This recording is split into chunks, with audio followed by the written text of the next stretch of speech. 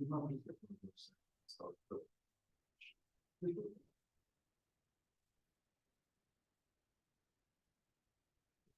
just pull the laptop down. That would not be great. No. So I get started. Oh, someone else is coming in. We'll wait a couple seconds. Next. Thank you very much. Very much, yeah.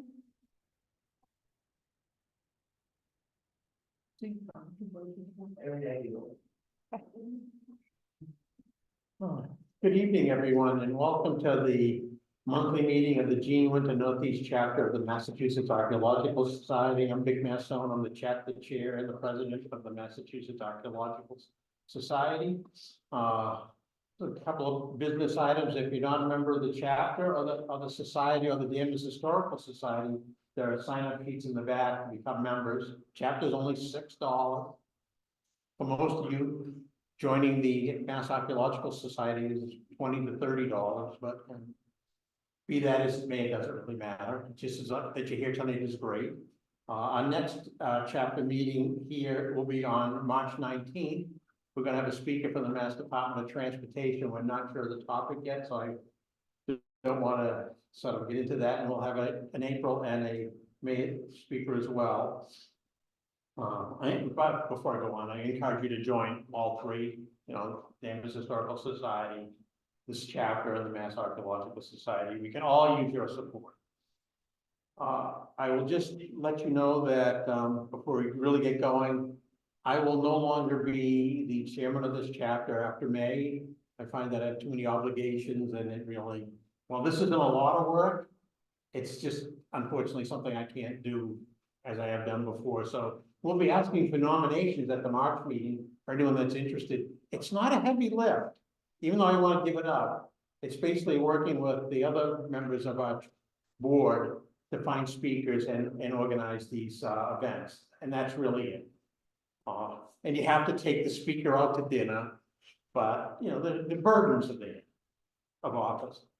Before I go on any further, I thought I had another item, but I don't see it on my list. So without further ado, I want to introduce tonight's speaker, Carolyn Mikowski. She's a graduate student at UMass Boston, my alma mater and Lindsay's.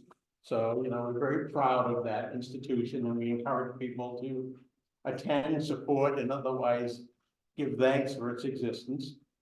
She has received her BA in anthropology from Queens College in Flushing, New York. She's a native New Yorker, I'm sorry to tell you, but she's decided to live in Dorchester, so she can't get more Boston than that. Sure.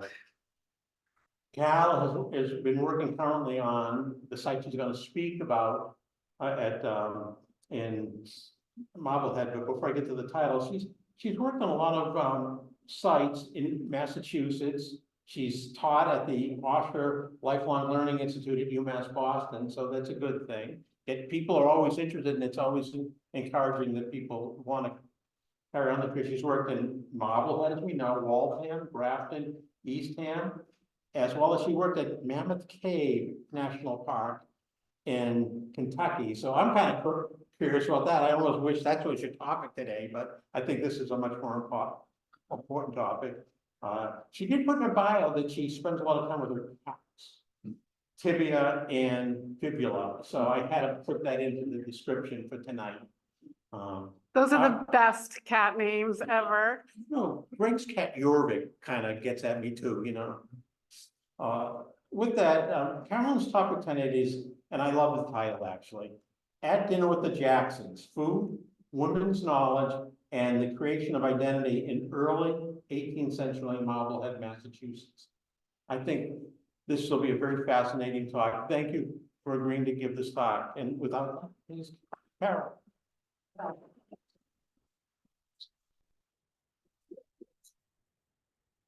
Hello, everyone. Thank you all for being here, and thank you for inviting me to speak. I'm very excited to be here. Can everyone hear me okay before anything else?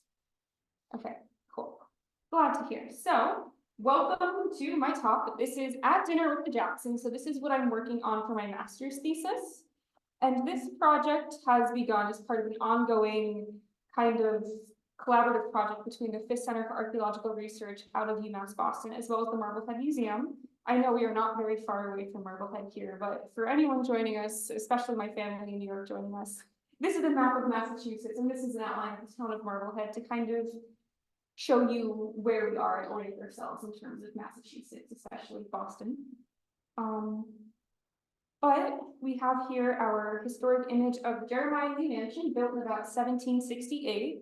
And this is still a beautiful mansion that's there today, but this is not what we will be talking about tonight, because the archaeology that we have is actually even earlier and predates the creation of this mansion. We are very thankful for Jeremiah Lee because all of his landscaping activities during the creation of this mansion is actually what allowed us to have all of the early 18th century deposits. And they are thankfully under a couple feet of clean fill and have been undisturbed since then. So we are very lucky to have all of these really great deposits.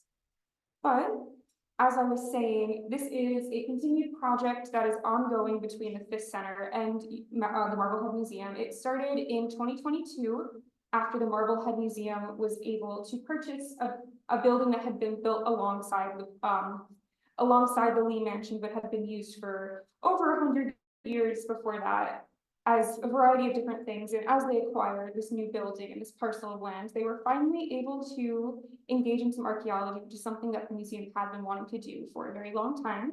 We are very thankful for the Marblehead Museum because they have been so supportive of this project overall. And we are very thankful that we continue to work with them. In particular, we're very thankful for Lauren McCormick and all of the staff that we got to interact with. But here we just have some of those basic kind of field pictures of the really cool stuff we pulled out of the ground. So we have 2 field seasons there so far, and hopefully we get to do a lot more archaeology there in the future. Before we had done any digging, we had a GPR and conductivity survey led by Dr. John Steinberg, and then we had 2 field seasons led by Dr. Christopher Ronick. The first field season was 2 weeks, and it was a field crew of less than 10 people that recovered over 10,000 artifacts. So really, really dense deposits, and we were lucky that we have stuff because I love stuff. Archaeologists tend to love stuff. A lot of these deposits were from the early 18th century or the Jackson period, and we'll get more into the Jacksons in a little bit, but most of these deposits that they encountered the first year during 2022 were under 3 to 4 feet of clean fill, like I was saying earlier, so they're all really preserved. Essentially, Jeremiah Lee tapped this pre-1768 ground surface under all of that clean fill. A lot of these deposits were dominated by faunal remains, smoking pipes, and ceramics and glass. In particular, faunal remains and smoking pipes, especially in the Privy, but some of the other early 18th century deposits do include cellar fill and some ground surfaces. So we have a big range of features and deposits all throughout it. And then in 2023, we were very lucky enough to go back and we did a full 5-week excavation that ran as a field school. So we had an opportunity to teach some undergrads as well as the majority field crew made up of graduate students. So we had a lot of really good archaeology happening for the month of June.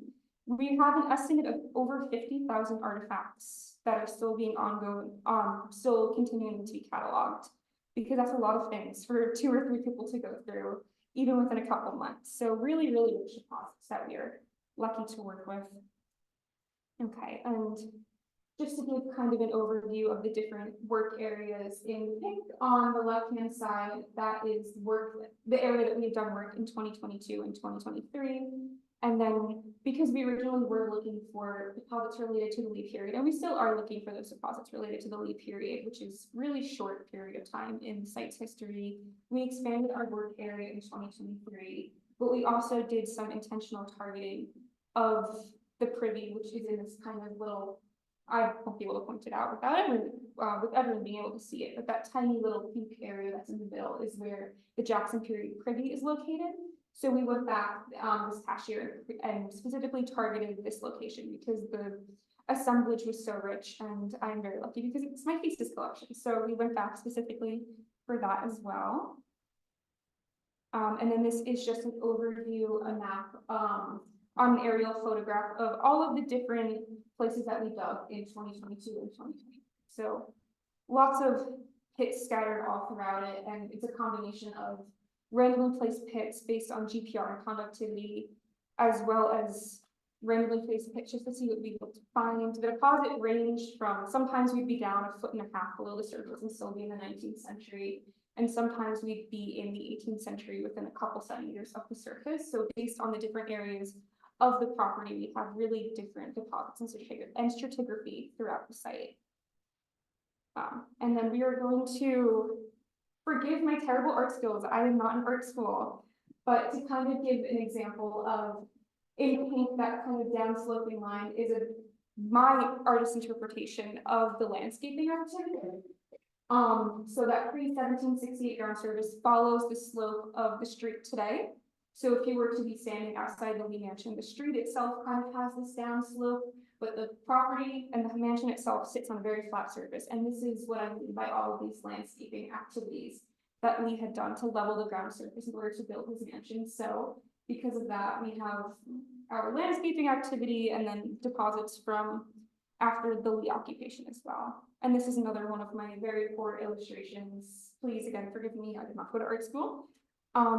But the Jackson period being this kind of pre-1768 ground surface, and even earlier, this landscaping layer of mostly sand that is capping all of those layers. The Lee period is a very short period, and then after that, this building is used as a bank, and then it's been a house museum since the early 20th century. So really kind of complicated deposits going on here, and this is a very basic, my artist's interpretation of it. This is definitely by no means the same across the entire site. It can range within even a couple feet of each other. But through this kind of, through the survey, we were able to locate some of these earlier buildings related to the Jacksons who were here before Lee. So essentially what Jeremiah Lee did, as he basically bought up a whole bunch of different properties from different owners to create this parcel of land that becomes his property while he's here. And in particular, the light purple outlines are showing features. So in particular, the Jackson house with the cellar fill. There's also the privy located behind the house, and then some other stone features as well that are not indicated. Well, you can kind of see that one. I'm sorry if the purple is a little hard to see. And then in particular here, I am really interested in faunal remains because I study food. So these are areas showing where there were some higher concentrations of faunal remains, specifically in the privy and the cellar, which is in our projected outline of the house foundation, as well as a little bit to the south of the house foundation. That 2208 is, we believe, inside the boundaries of the original Jackson house. And then to the north of that, that is a stone feature, which may have been part of an outbuilding during the Jackson period or part of a stone wall that was dividing two different properties during that time. So lots of good deposits there. But that brings us to our ongoing research questions. So because we have so many early 18th century deposits, my research questions in particular are related to this time period. Specifically, what is the urban experience like in early 18th century Marblehead? Specifically related to diet, to health, and the environment, which we took a lot of samples from the privy to kind of start to get more information related to this. So a variety of samples for archaeoentomology. We took a pollen column. We also took just a bunch of flotation samples to see, kind of get all these different elements of early 18th century life, and in particular, I'll be focusing on food and the diet related to that. And then also, we'll get more into this, but it's really contested and kind of complicated to be elite in Marblehead during this time period because there's so much shift and change. And as my little blurb kind of enticing me to come to this talk suggests, there was a lot of crime and chaos happening in Marblehead at this time as well. So it's really complicated to be elite, and a lot of my research focuses on how do the Jacksons make choices about their food, and how does this contribute to the creation of their relatively elite identities within the town, specifically related to preparation, presentation, and consumption, kind of looking at what foods would be considered luxury, what goods are considered luxury, and what does that mean within the complicated context of this town. And then in particular, how did the Jackson women contribute to the household and their creation of their identity through food? So my kind of complementary data source to using fauna remains and ceramics for my thesis is I'm looking at cookbooks and recipes, and in particular, the Jackson women, at least Mary Jackson, so one of the women living there during the first generation occupation, has a long history of living in Salem and Marblehead. So kind of considering all of her local knowledge and how that would contribute to the creation of the recipe. But I apologize for really big slides of text. I promise I'll make it sound more interesting than just throwing text at you. But to give a little basic of a rundown of the history of Marblehead. So it's originally settled in 1629 as part of a land grant for Salem, but it becomes an independent town as of 1649. It does function of like as a satellite of its parent community for over a decade. I'm sorry, not over a decade, over a century after that. And this creates a lot of kind of social tensions and probably still existing social tensions. But by the mid 17th century, merchants in Salem and Boston begin to realize how much economic potential there is for the development of the fishing industry in Marblehead. And they begin to invest in developing this industry without actually living in the town of Marblehead. So a lot of these early profits are going to these wealthier folks in Salem and Boston. And because of that, they're not really forming the community ties that a lot of other New England communities are basically seeing develop during the same time period. Christine Lee Carolyn, in her book Commerce and Culture, discusses both Gloucester and Marblehead. And she breaks her book into these two sections, and she compares the towns a lot, but a lot of what she says in this kind of foundational text for kind of thinking about the town, she describes it as a fishing plantation. So it's really a town that's focusing on the rapid development of the fishing industry. There isn't really a true established elite like there are in towns like Boston, Salem, other New England communities around the kind of around here.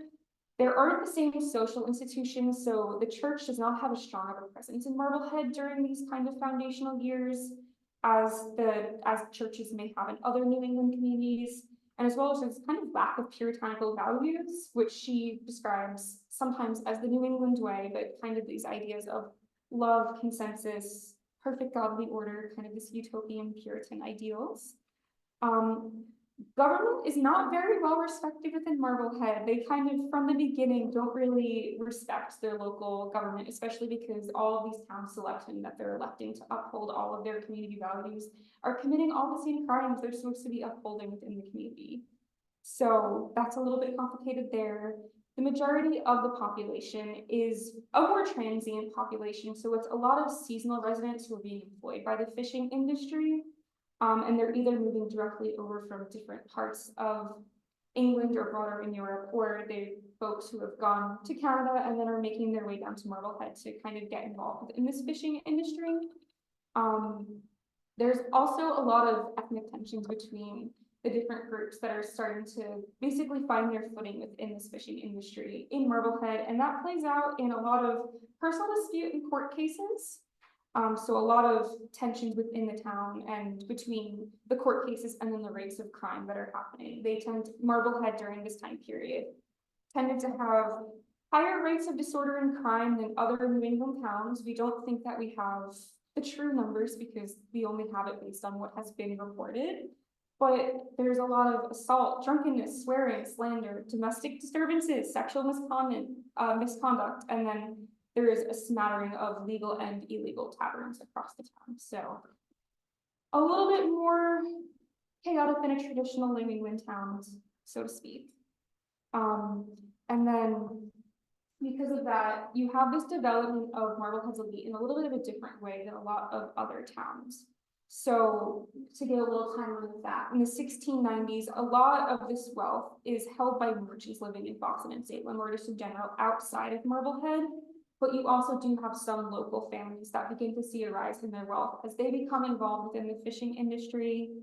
And this is followed by a period of about 2 decades of economic depression caused by European wars. But then after this kind of depression, these European wars end, the fishing economy begins to stabilize. More and more people realize how much economic potential there is within Marblehead. And then more of these wealthy people who are living originally in Boston and Salem begin to realize the importance of living near the fishing industry and start to move into the town. and start to create their own elite circles without really considering the community or creating their own ties to the community. And then many of these local families who originally had seen some success in the fishing industry in the early days of its development are unable to compete with the growing wealth of these new people. And then by the 1730s, we have the top 10% of the population, their wealth increases from 1/3 of the town's overall wealth to over half of it. So we really start to see a lot of economic, I'm trying to think of the right word, but a lot of economic inequality here. And then as the top 10% wealth and all of it just in general, like the top folks within the town, the wealthiest folks start to have even more of the wealth. There is increasing social tensions between the lower and middle classes because they have even less of the wealth than they did before. And then with that, we have growing economic inequality, which I had just previously mentioned, but as the single supply market, so they're mainly just focusing on this fishing industry and these risky business practices as people begin to try to become even more involved in this really competitive market. It leaves people at risk for bankruptcy. Very few people actually experience the rewards of this fishing economy. So there's a lot of risk involved within it. There's a lot of litigations in court where everyone is pretty much suing each other. The rates are much higher in Salem. The rates of litigation over debts are much higher in Marblehead than in Salem or any other of these kind of surrounding communities, to the point where the increase in litigations at this time actually increases faster than Marblehead's population increases. So a lot of this kind of system of everyone is suing each other and they're draining the resources this way. The exploitative labor practices, the seasonal work cycles, and then this lack of social mobility, because all of these folks at the top are accumulating all of the wealth, create systems of poverty where it's really hard for anyone within, even people who had been here before this movement of the elite into Marblehead. It's hard for them to even start to develop this social mobility, and it's even harder for the folks who are just a lot of these transient folks who are involved within the fishing community and are trying to make their living rather off of this cycle of fishing. There's also just in general a lot of things are contested around the elite in Marblehead because of this. From the beginning, like I was saying earlier, a lot of town government and officials are not respected from the beginning, because a lot of time those earliest officials are the ones committing crimes along with all of the people they're supposed to uphold to their community standards. These new elite who are moving in are considered to be more cosmopolitan. A lot of the Marblehead locals don't really understand what they're trying to do by bringing all of these kind of newer social factors in. And then by that, as they bring in all of these kind of new social standards and this new social structure, they're not really investing into the community the same way that people, especially a lot of the elite, are in other communities. And because of that, the elite are focusing on establishing and maintaining their own position within social circles, rather than, like I was saying, kind of beginning to invest back into the community. And because of this and how rapidly the social structure changes, it shows how arbitrary the power structure is, and it leads to growing anger and mistrust from the fishermen. So kind of complicated way to think about the elite, especially at a time where there's been multiple, granted, just within archaeology and history, there's multiple other studies discussing, in particular, the rise of the merchant elite within the Boston and Salem area and how they're beginning to kind of adapt and kind of exploit all these ideas of what it means to be a gentleman that are coming over from England, and they're trying to pose themselves as being part of this gentry. And then you have at the same time, and they're trying to do it in a more proper kind of English way to prove themselves to all of their kind of counterparts in England, versus in Marblehead, it's really, really different because they're not focusing on that to begin with. They're just truly focusing on how do I make the most money off of this fishing industry. And that is where, and I apologize if this is hard to read on anyone's screen, this is where we have the Jacksons coming into play. So they are the people who are living here before Jeremiah Lee, or at least on parts of the property that Jeremiah Lee buys, and then eventually the houses that he demolishes in order to create his mansion. But the Jacksons would have been considered a relatively elite family within Marblehead. They are definitely not in that top 10%. But in their time here, they do have a decent amount of money and they do start to accumulate a good amount of wealth and power within the town. So in particular, who my research focuses on is Dr. George Jackson and his wife, Mary Jackson, who was born as Mary Aborn in Salem and then was married 3 times before she marries George in 1690. She has multiple other children from her previous marriages, but the people who we have associated with their marriage as potential children are Dr. Bartholomew Jackson and John Jackson, who may be from previous marriages, but we do not have birth or death records for them. And then there is Dr. George Jackson, who we actually do believe to be their son, and he is born in Marblehead in 1692 and eventually dies in Kittery, Maine in 1730s, and he marries Joanna Pepperell of the Pepperell family. All of these sons are dead by 1757, and we do not have and we know that George died in 1724, but we do not know when he was born, where he was born, and we do not know where he was before marrying Mary in Marblehead in 1690. So this is kind of to set the scene of who we're discussing. And in particular, a little more about George. So he, from the best we can tell from research we've done, trying to track down the genealogy, we think that George was probably living in Pemmican Beach, Maine, between 1682 and 1689 before showing up in Marblehead and marrying Mary. He may have been married before marrying her. He may have had those first 2 sons from that previous marriage. He also may have been in Marblehead before moving to Pemmican Beach, and then he may have moved back. We're not entirely sure because the historic records are a little fuzzy there. But he is a doctor. He uses the title of surgeon in multiple different in historic documents of the time, but he goes by doctor.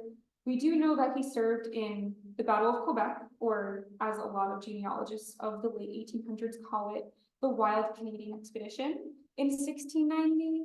And then in 1690, in December 1690, he marries Mary Nick at the time, who had been married those previous 3 times. He's at varying points throughout his life in Marblehead, he's acting as a town selectman, as well as a deputy of the Massachusetts General Court. He is a shoreman of the fishing industry, so he does have his hand in that fishing industry. He's not the one performing the labor, but he's owning and employing people in order to make money off of the fishing industry. He's also a founding member of St. Michael's Church, which is still active within Marblehead today. And the last time I was in Marblehead discussing them, the church historian is also trying to kind of piece together George Jackson's genealogy as well. So it's kind of this ongoing project. But he writes his will in 1722 and he dies in 1724. The division of his estate does not occur until after 1757, when all of his sons are dead.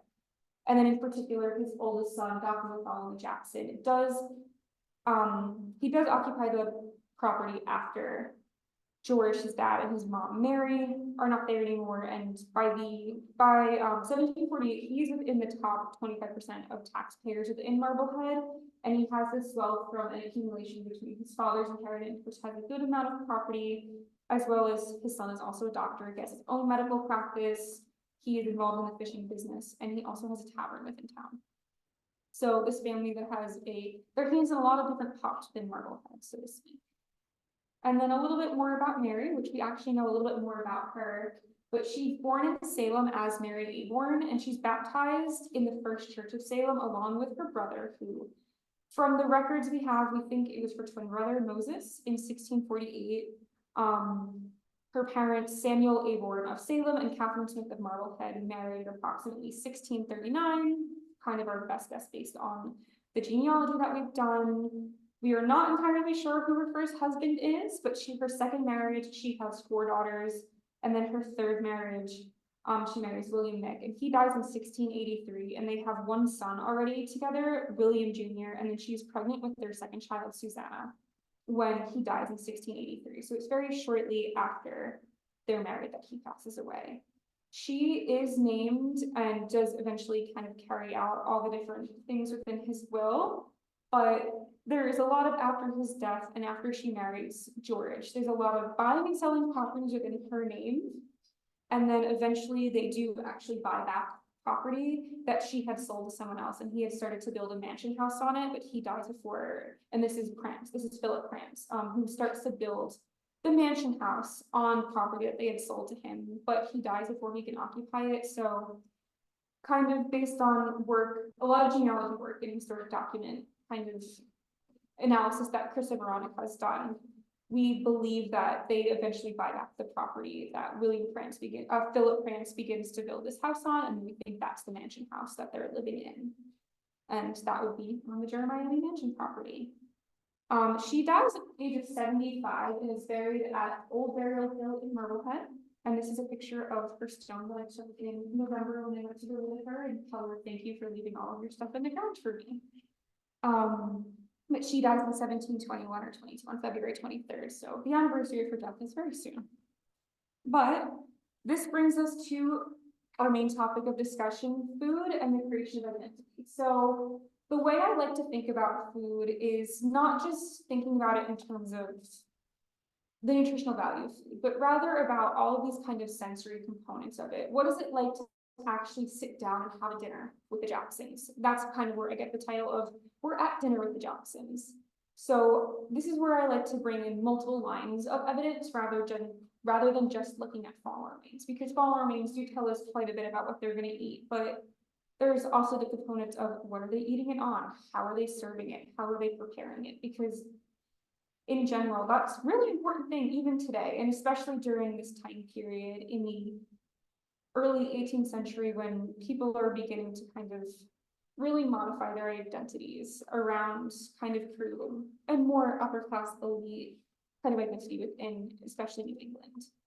So in particular, my thesis research is focusing on using faunal remains, ceramics, and then this kind of primary source of cookbooks to understand how food plays a role in establishing identity, especially of the social elite in Marblehead, because a lot of studies, especially within historic archaeology, and one of the big comparisons that I've looked at is in Archaeology of Manners by Lorinda Goodwin, and her discussion of how objects really play an important part of the establishment of an elite identity during this really changing time within New England's history. So kind of inspired by that as a comparative approach, plus Mary Beaudry's piece, Feasting on Broken Glass, about how do we begin to put meals back on the table rather than just think about them in terms of we have this many bones in the ground. This is definitely its preliminary kind of phases where it's, yes, this is going to be what my thesis is about, and I've begun to think about this, but this is kind of the jumping off point that I have. Also thinking about it in terms of luxury foods.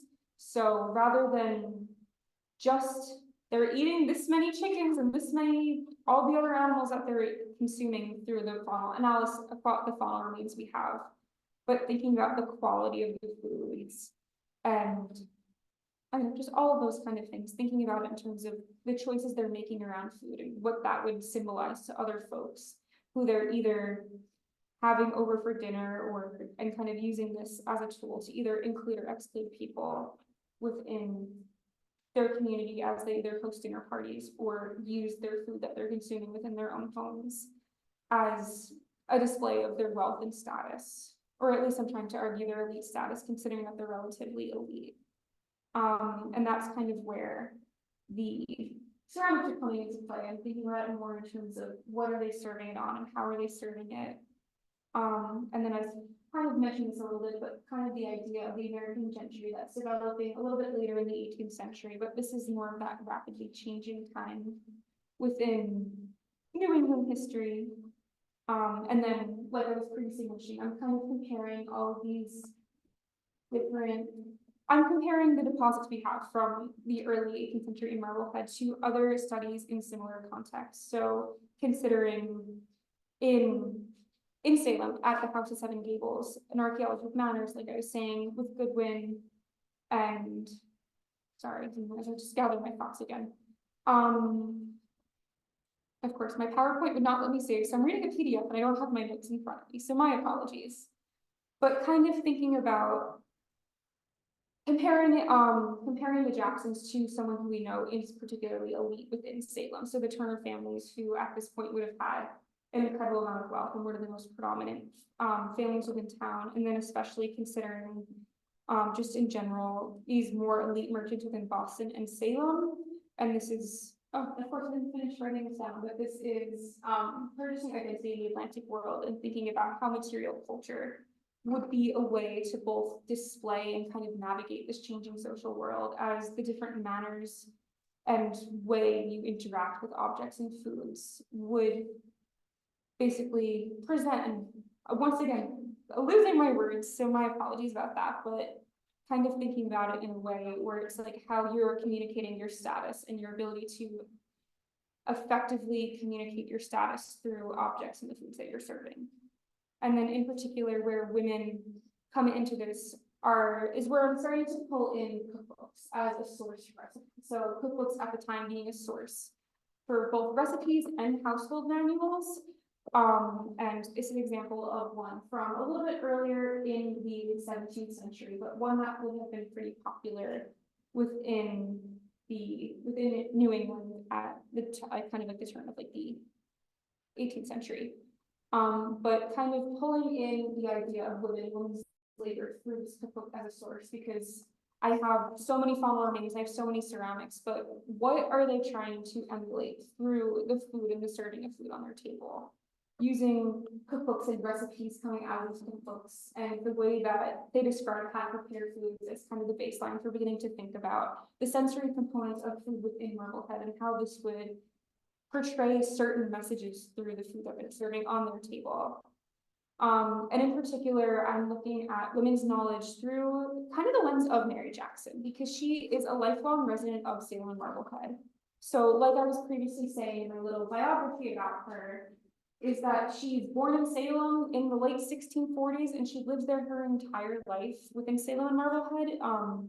She marries her third husband, William Nick, so the man she marries before she marries Jackson, in 1680. So at the very least, she has spent a decade in Marblehead before she marries George Jackson. So she is the one who has this kind of in-depth community knowledge of Marblehead. And we don't know for sure if George is there before he goes off to Pemaquid and then comes back. That's our best guess.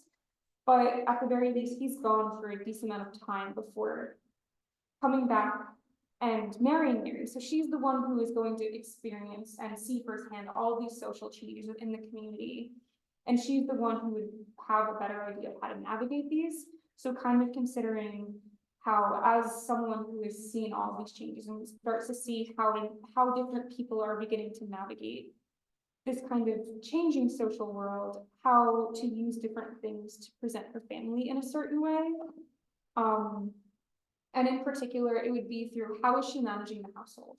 What choices is she making about what foods they're serving at the table? What, in particular, the different animals and how old they are and all these other factors we consider for faunal analysis, how do they factor into all the other lines of evidence we have?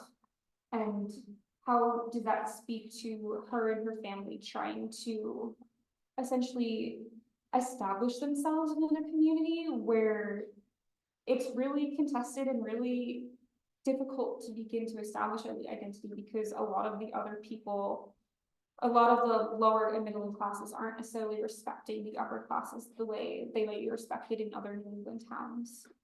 And in particular, the labor surrounding production, presentation, and consumption of food. So we don't have any records of them enslaving anyone. We don't have any records of them using labor from other houses and almost as like a way to teach other young women how to run a household, but that doesn't mean it's not possible. So we're considering it from the perspective of Mary Jackson and later on Jane Jackson, her daughter-in-law, how they're making choices about how to run their household, how they're probably the ones deciding what foods to present, what foods to buy, and how to prepare them, all of that kind of stuff, and how they decide to present them at the table. A lot of this has to do with what's described in Goodwin's book, and as well as in Purchasing Identity in the Atlantic World, kind of thinking about manners and social training, and how using things in the proper and correct way meant a lot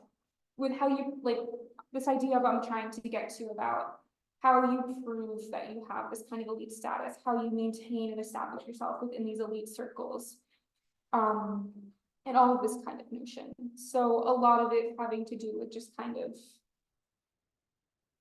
yeah, they're kind of like their labor and they're them being the ones who are making these choices and how this might be their contribution to the creation of elite status, while either George or his son Bartholomew are the ones actually, maybe the ones actually going out and acquiring the family all their money and having all this like success through all their different involvements in industry and businesses. But at the household level, whose work are we seeing reflected within the materials we have from that? That's also not to say that Mary was not involved within industry. We know that she had her hand in some components of the fishing industry based on other records we have of Marblehead, but thinking about it more from just this household perspective. And then in particular, this is where we get to the really fun archaeology stuff, or at least fun to me. But this is a map of some of the conductivity survey that was done prior to the 2022 field season. So, and then this big red arrow showing you over here, that circular donut shaped anomaly that turned out to be the Jackson Privy. So during the first year, they had put in a smaller pit that they eventually expanded, because it turns out it's really far below the ground surface and they had to expand it in order to actually reach these deposits. But within the first year, they pulled up a couple hundred fallen remains and some ceramics from a little bit of a 1x50 pit. And then in 2023, when we went back, that was part of our research goals, was to go back and to expand this to find out more data through the Privy. And that is in the pit which does not reach its full extent. And this is a selection of fallen remains that were part of the 2022 excavation. So a lot of, and I have a little bit more better breakdown on a different slide to show you the different breakdown of the animals, but overwhelmingly birds, which is not something we were expecting at first, because you think about it, it's a maritime community. You'd think for the most part they'd be consuming fish, and that's something we've been considering in a lot of different ways as we started to get more deposits and we pulled up more fallen remains from the Privy. But at first we were like, what is going on? And this is a breakdown. So of the 2022 assemblage, there were 13 different individuals in that one little portion of the Privy that were excavated. It's majority birds. There were 7 birds ranging from turkey and chickens to passenger pigeons, ducks, auks, something from the duck, goose, or swan family, and then a small bird that has not been identified yet because we don't have something similar enough at the UMass Boston collection. So we eventually, when we have more samples to bring, we are planning on going to some other faunal collections in order to compare them. We also have your typical domestic mammals, including a goat or sheep, which we tend to lump together because it can be really difficult to tell the difference between goat and sheep. So we just kind of group them together as caprines. A cow, a pig, and then we also had a fetal goat or sheep. We had 1 fish represented in this, and a lot of that has to do with there was just a lot of bird rays and fish rays, which anyone who's familiar with fish knows that there's a lot of rays and vertebrates in individual fish. So it was not something we could assign to more than one animal with the conservative approach of a minimum number of individuals. We also had a turtle represented in the Privy, which it was not a sea turtle. I was really hoping it would be, and I was hoping it'd be the remains of a turtle frolic, but it was not. It's a land turtle. But within that small 2022 assemblage, this is the amount of individuals represented. And this is a variety of some of the materials that we did pull up in 2022, and a lot of it, and this was very early on when I was looking at all very pretty ceramics of a lot of tinglade stuff, with some more, a little bit earlier expensive stuff, but then also some more vessels related to preparation. There was a lot of North Devon tinglades in there. Not North Devon tinglades. And we had some North Devon, both gravel tempered and not. We had some redware storage vessels, sgraffito, a lot of tinglades. But overall, the Privy was interesting because there was a lot of smoking pipes, like hundreds of smoking pipes. And those gave us a TPQ in the 1720s. And then a lot of animal bones, but not that many ceramics. So it's this very kind of specialized deposit within the Privy. And then this is Some preliminary photos I have taken so far of one privy context from 2023. So showing you the variety of fish bones and bird bones on the right. So we've had this continued really higher number of bird bones than we were kind of originally anticipating, but we did find fish, which was not surprising considering Marblehead is the maritime community. Originally, when we only had that one smaller context, I was thinking about it in terms of is fish being considered a lower class food, where someone who is like a family that's a little more elite may not be consuming fish, or maybe they're prioritizing it in terms of the export market. But from what we've seen so far, and I don't have anything conclusive to say about that, but it does seem like they are actually consuming fish, a lot of it being caught. And then in particular, the range of birds we've seen is pretty large, ranging from passenger pigeon, pretty small, up to goose size, and kind of things in between both domestic and wild birds. And then in particular, these are some more photos from the 2023 excavation. In particular, I was really excited because we didn't have a ton of fish bones, especially at first. And this was very sludgy soil because it was very wet. So we were screening it through a 1/4-inch screen, but in particular, I was really excited where in the top of the slide, you can kind of see this little pocket where I had, well, this kind of little area where I hit like a pocket of fish bones. So we specifically took it out as float samples. And then during that flotation, we also found fish scales. And this is just in general, that central picture with the little scale bar is showing you just the different bones that were found within like the 2 liters of soil I had taken out from this little like pocket within the privy. And then just for some more sampling photos, that was me taking the pollen column, which has not been processed yet, but we have had some preliminary seed analysis. Now I'm forgetting the words of it, but a lot of the seeds so far have been stuff related to people eating. So a lot of like raspberries, strawberries, and then some ginseng weed as well. So that is not my area of expertise. Hopefully one day we get to have someone do more with the seed and pollen data, but samples that we have taken alongside with the faunal remains as well. They're also, and of course not in this picture, we had an undergrad working on this project with us who I have never seen someone screen so meticulously in my life. She was pulling out straight pins from like the 1/4-inch screen. She was pulling out eggshells. So there's a lot of other things not depicted within these images that have been pulled out between the float samples as well as just screening. And here is a variety of some other things found in the privy. So like I was saying, a lot of these like hundreds and hundreds of pipe stems, a lot of intact or almost intact pipes with the bowls. What we believe there are maybe a few tin glazed punch bowls in here as well. And then in this particular, this is my friend and colleague Neo working on sorting some ceramics and a couple bottles of this, a couple bases of this onion kind of wine bottles, as well as what we believe may be part of some sugar cones. I believe it would be the verbiage of it, but these kind of like storage vessels, or they might be actual olive jars. We have some of those Spanish olive jars as well.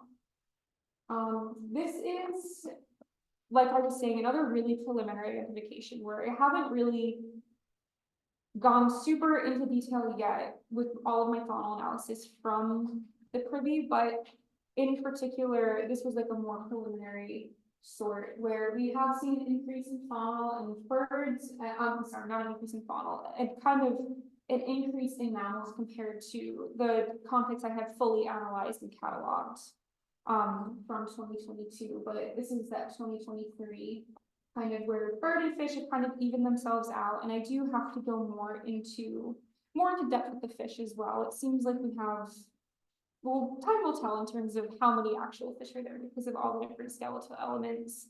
But it seems like we still have that kind of large variety of birds with some more fish, and in particular, a lot more mammals. And then just kind of a little comparison of the two.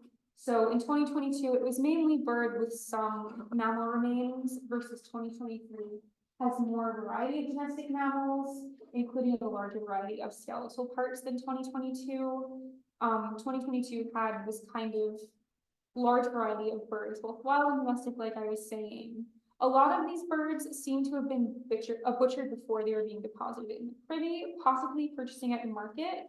And when I say butchered before being deposited in the privy, is they're missing their heads and their feet, and oftentimes the tips of their wings. So probably indicating that the Jacksons may have been purchasing these different birds, both wild and domestic, at market rather than catching them themselves.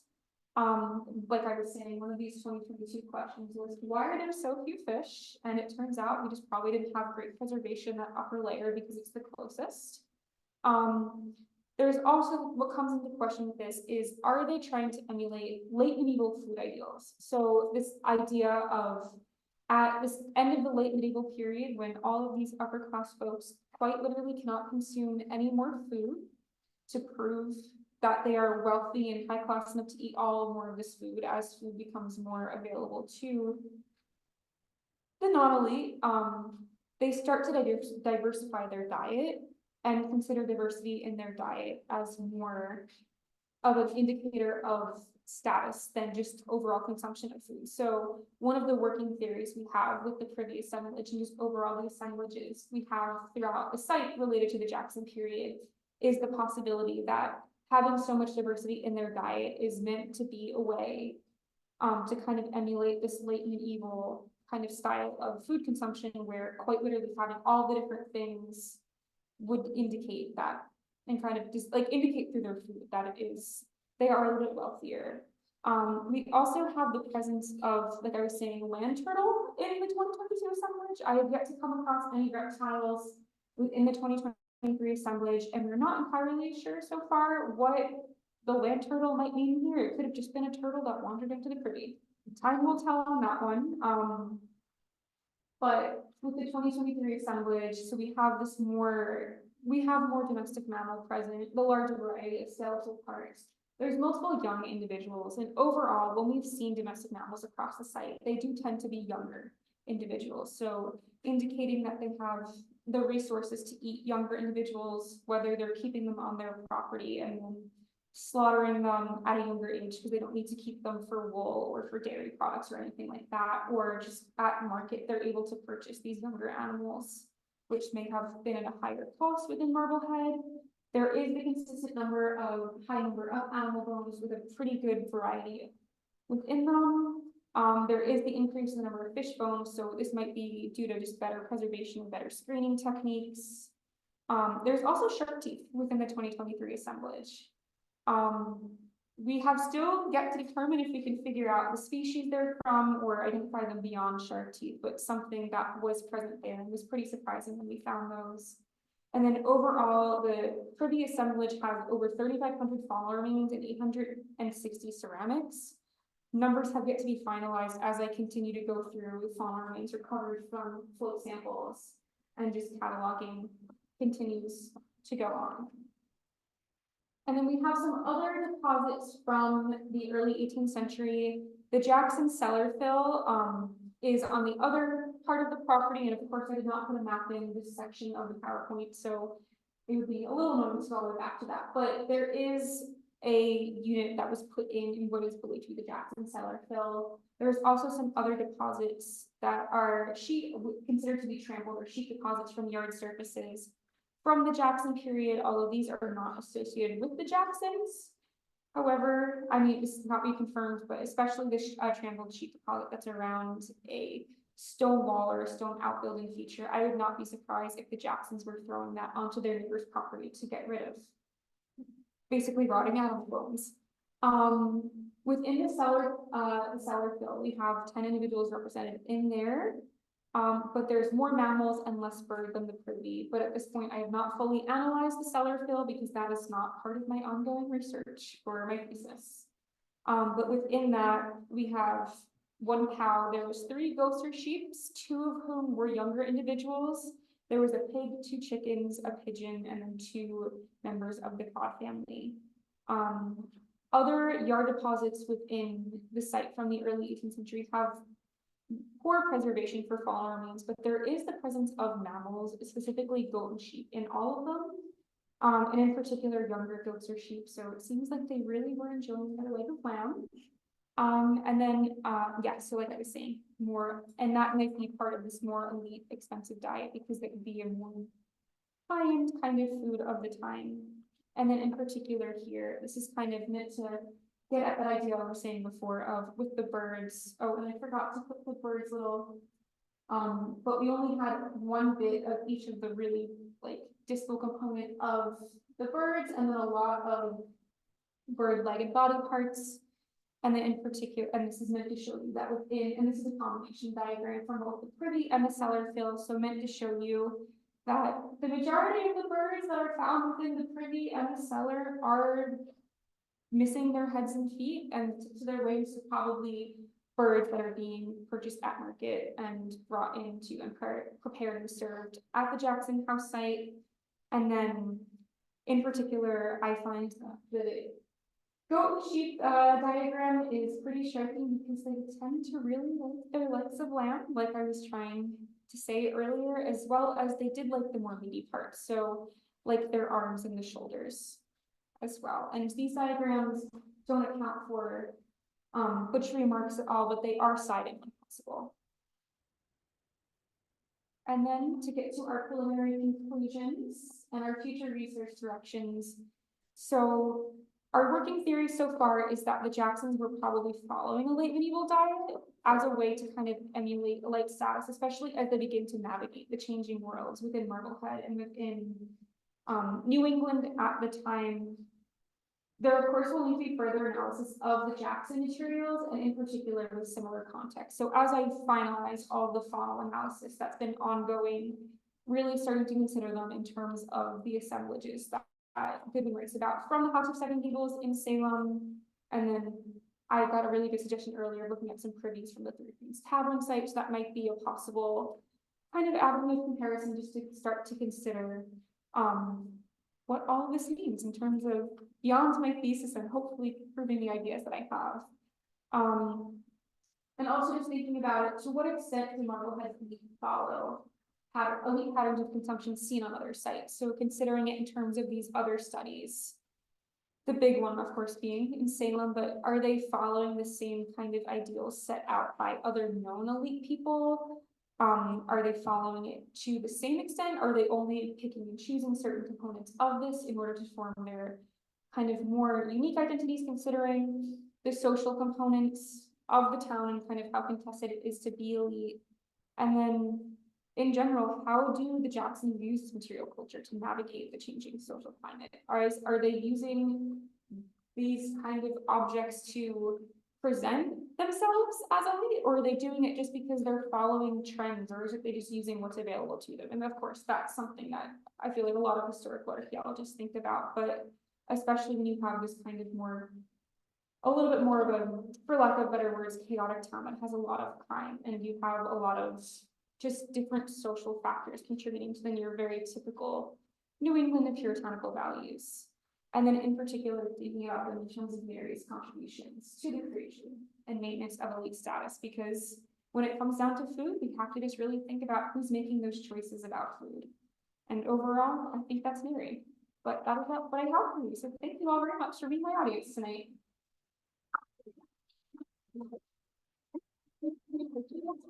To Laura McCormick and the Marblehead Museum. I am really thankful for my thesis committee as well, Krista Veronic, David Landon, and Rita Shepard, who have all been really fantastic through this entire process. We have some other UMass Boston collaborators, John Steinberg and John Schoenfelder, who this project could not have happened quite literally without them. The Fisk Center, of course, as well.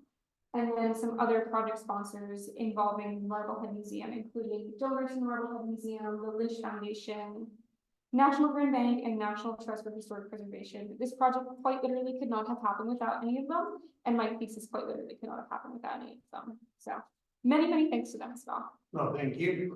We'll open it for questions, and being the chair, I get to ask my questions first, and I have questions. Of course.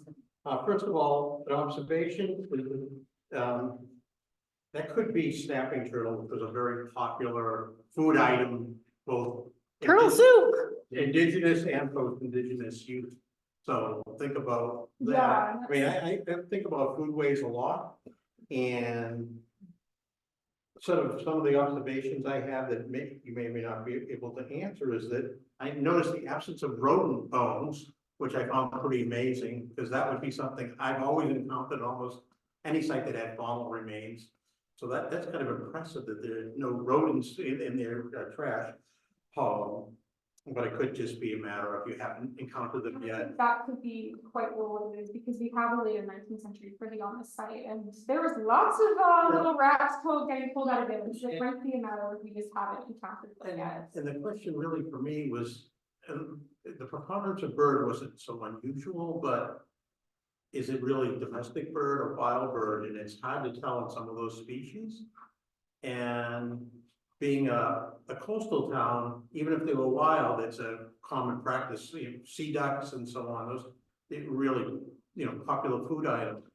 I might also suggest comparing if there is data from frontier towns, compare the assemblage, because what you seem to have is a complete absence of anything really what I would call wild. No venison, and yet venison's a very popular thing. That you only have the legs of lamb, basically, that there's no body parts. It could be that they really weren't, there's not a lot of meat there. So think about the questions of what is their protein value? What do they have that's there? And is it really a cow or is it a steer? That was my questions and thoughts, but I really think it's great for the limited time that you've worked on this, that you've been able to cull out so much information from this collection, and it's really impressive that there's this much material that you have to deal with, so that its findings are more useful and more significant. So congratulations on that. You're very lucky to have such rich assemblages from the site, and we have Jeremiah to thank for that. Any questions from the audience? Hold on, I also want to, for anyone who is online, please put your question in the chat, and I will ask them. So this is the time, especially for family. If you really want to pepper and embarrass or anything like that, this is your time to shine, and everything. Right, John? So, were there any shellfish or glassware in the privies? There is. So we have the presence of some glassware in there, including at the very bottom, there is this really skinny glass vessel that was almost intact that we don't know what it is yet. We have been calling it the colonial shot glass because we have no other really way to describe it. There are some shell as well. So there was almost entire shells. I haven't really done much with them yet, but also the overall presence of them across the site isn't really that high. There's kind of few and far in between, which I also thought was pretty interesting. And that would just be preservation conditions, because other than the privy, a lot of the deposits are trampled. So they're just so fragmented, and they might not even be able to kind of at this point be identified if they're not just crumbling from that component. But also within the privy, we did have some better preservation of shell, but there wasn't that many of them overall. Yeah, because the glassware in particular is a good indication of status. And, so I was a little surprised that you have glassware. On the topic of glass, so you said you have an unusually small piece of glassware? I would think of an eye cup. It's a doctor cleaning eyes. Which, yeah, we have gone down a lot of rabbit holes with it. That should be one that. But no rabbits, no. No rabbits. Domestic or wild? Yes, so that is a rabbit hole we could go down. I'm at the point where my committee will not let me add any other data sources. So without them telling me that it's gone too far, so not something that I've kind of considered. On the one here.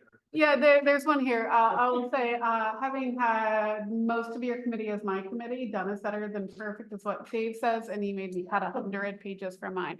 Before I get to that question that we have in our chat, I do have a personal question, and it is, what is the craziest recipe you have seen in one of those recipe books? Because my favorite is pigeon transmogrified, where you take a pigeon, but it has its head, so clearly not happening here. And you stuff it into a cucumber and you bake it, because everyone loves a good baked cucumber, and then pour gravy over it. And that is the most vilest, disgusting thing. So I just feel like there's gotta be, maybe in some of these recipes you found something that just Not necessarily for your research, but just struck you and was like, oh dear wow. God, they ate that. Oh gosh, well, so at this point, I've read so many of them, that I'm like trying to now think of what the grossest one would be, or at least the one I would think the grossest. The funny thing about being a faunal analyst is I don't eat meat off of the bone. I am almost a vegetarian. So Okay, they I like kind of that. wants to call me a chicken nugget vegetarian because I don't eat most meats. So honestly, a lot of times when they talk about serving meat on the bone, that is a little weird for me because even since I'm a child, I have not eaten meat off the bone. So not kind of a cop out of an answer, but at the same time, Yeah. it's not my favorite thing to do. I don't do it. So That's fine. So we did have one question in the chat, which is there any documentation on whether or not the Jacksons had hired help or servants? And if so, does this influence your thinking on the preparation and presentation aspect of the food? So we don't have any documentary evidence of them either enslaving people or having hired help within their household. From just general trends that we've seen, it's not uncommon for people, especially young girls, to go into other people's houses to learn essentially how to run a household. And we are considering that to be a possibility here, but overall, we don't actually have any documentary evidence for it either way, which is why we've kind of thought about it in terms of the management of the household perspective, where it's okay, so maybe Mary and later on Jane are not the ones actually performing the labor, but they are the ones deciding what food are we eating today, how are we serving it, and why are we using this recipe for this thing. I have a question about ceramics. It seems like you're telling a fair amount. Did you find a lot of like more expensive than imported ceramics, which would indicate a higher social status? Or is a lot of it locally made? It's kind of a combination of both. So we do have some vessels, like we have at least one tin glazed punch bowl in there. There's also some like olive jars and such, but then we also have what we're considering to be a lot more domestic breadwares and a lot like, so it's kind of like this split between like more imported fancier high-end wares and then as well as some local stuff. The issue with the privy assemblage in particular is that a lot of the ceramics are very, very fragmented. They may have been deposited somewhere else and been trampled before being put into the privy. So it's hard to tell a lot of the vessel forms. My ongoing thesis work related to ceramics is more limited because I'm at the point my thesis committee is like, do not add any more data. So I'm thinking about it more in terms of wear types or anything like that yet. And because my focus so far has been faunal remains and looking at the faunal analysis, I haven't gone really into more detail beyond that with actual ceramic wear types. And my analysis is going to focus on wear type rather than vessel form or anything like that. Which if I had it my way, I would do a full-on ceramic analysis, but time is not on my favor That's a for that one. PhD. There we go. Yes, when I get a doctorate. Yes. Sorry, family, I didn't mean to say that to her. She should not. You don't want that. Gentlemen, a Yes. question, in your research model head, have you come across anything that they are the birthplace of the American Navy? I have definitely come across this. The unfortunate thing about my thesis is that it's a little bit too early for that, because as much as I would love to get into all of Marblehead's later on contributions to the revolution and just overall Marblehead's many contributions to the United States, it's just a little bit before. Yeah, that's ongoing, I think, to today of Beverly versus Marblehead. I have heard about that, and I think for our purposes, because I'm writing a thesis about Marblehead, I'm on Marblehead's side here. It will be a topic of Route 250. There's actually a panel on that. But so that if that starts to rub up, excuse the pun. I think there's probably a lot of privy data that's out there that could actually build across this. Because I think about it as a maritime historian or an archaeologist, and the lack of fish bones doesn't bother me, even though they preserve them very well. Because here, these fishermen are going much further up. Marblehead fishermen typically went as far north as Prince Edward Island to do their fishing for an export product. So they're not wanting to eat stuff that they were sending to Europe. I could understand, and the cod may have been just local serendipitous fresh catch.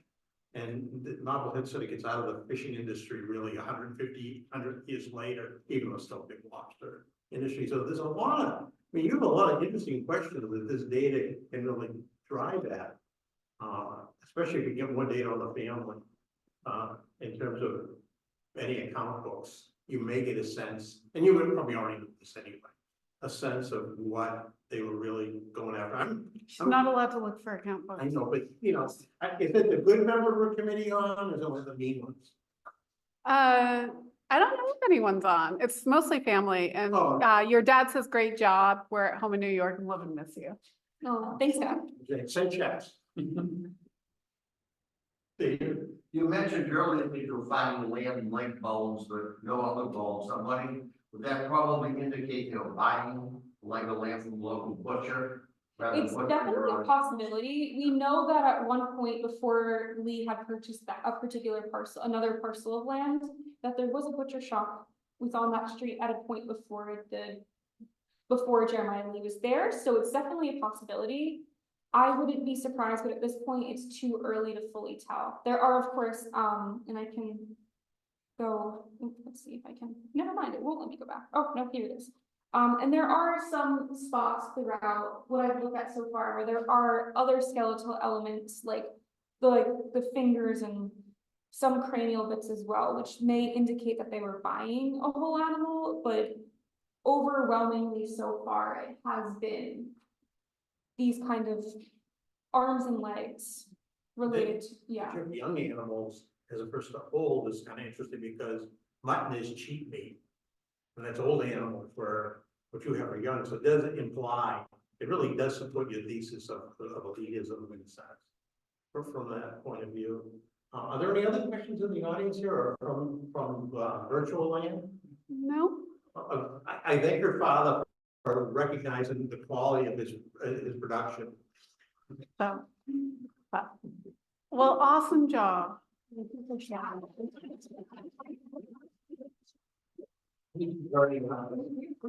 having me. It's been a pleasure. An art with. Thank you everyone for joining us. It has been recorded and we will be sharing this online on our YouTube page, so. You see, what was that?